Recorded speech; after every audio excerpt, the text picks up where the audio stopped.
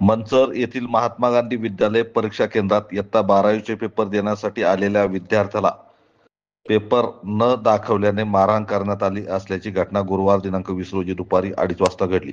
या प्रकरणी 7 जणांवर मंचर पोलीस ठाण्यात गुन्हा दाखल करण्यात आला आहे. याबाबत ओम उत्तम टेमकर राहणार गावडेवाडी तालुका आंबेगाव यांनी मंचर पोलीस ठाण्यात फिर्याद दिली आहे. याबाबत मंचर पोलिसांनी दिलेल्या माहितीनुसार ओम उत्तम टेमकर हा इयत्ता 12वीच्या वर्गात असून सध्या 12वीचे पेपर चालू आहेत.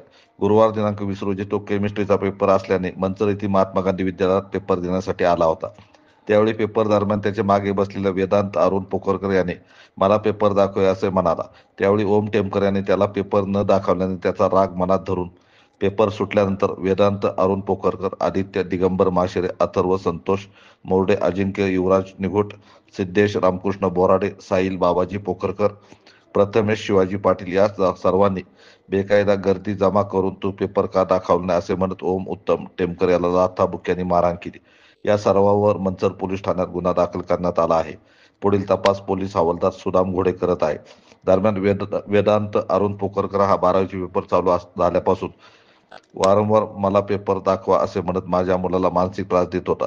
याबाबत ओम यांनी घरी आम्हाला सांगितले होते, मात्र आम्ही दुर्लक्ष केले. त्याचा गैरफायदा घेत या मुलांनी माझ्या मुलाला मारहाण केली असे उत्तम टेमकर यांनी सांगितले.